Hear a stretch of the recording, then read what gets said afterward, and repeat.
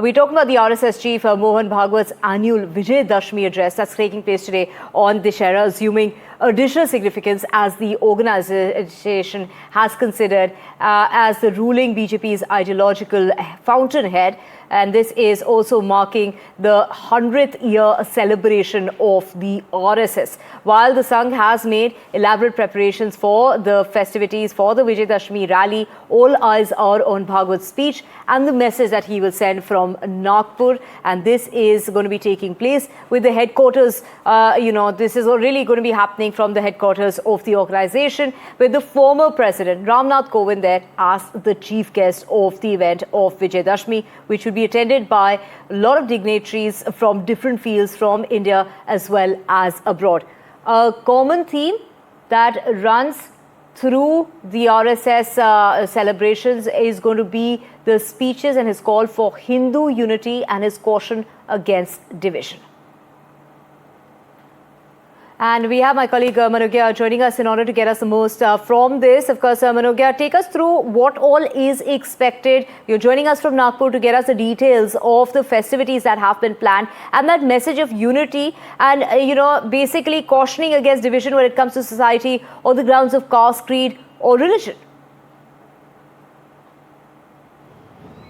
Well, absolutely. RSS has been more than that. Rashtriya Swayamsevak Sangh has had its own individual capability of being the largest NGO of the world. And also today here, as they celebrate their centenary, it is going to be a big celebration with more than 21,000 volunteers who've gathered here in their uniforms, also known as Ganavesh.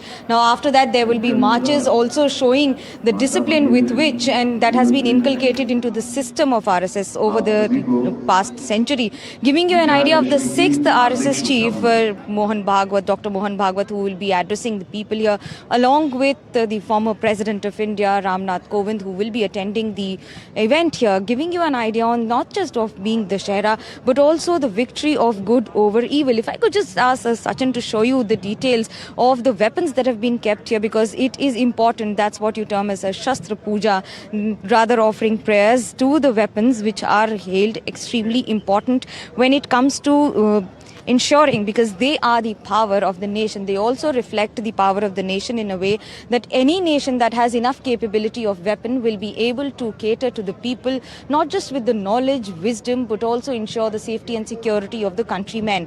Giving you an idea on what has been included this year, well, I would say that the indigenous drone has been added, making it very special this year, besides the Pinaka missile, which has been very crucial in Kargil war since 1994, since its inception of Pinaka, also known as the bow of Lord Shiva, will give you an idea of how important it has been. But now if I could show you also the preparations here with more than 21,000 volunteers all set to be marching here and showing you the discipline that has been inculcated in RSS. Remember, the centenary celebration started last year from 26th of August when it was given a go-ahead with more than thousands of conferences across the country where RSS has been holding small meetings and also trying to garner more and more people when it comes to the movement for the nation. And just yesterday, Prime Minister Narendra Modi had also inaugurated and unveiled the 100 rupee coin commemorating the celebration of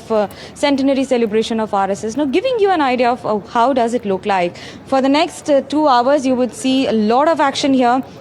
Almost all the volunteers who've gathered here in their uniform, which has been known as the khaki trousers and white shirts with belts. And of course, the entire event will be witnessed not only in India, but also globally, keeping an eye on the developments of the country as well as the role of RSS in nation building too.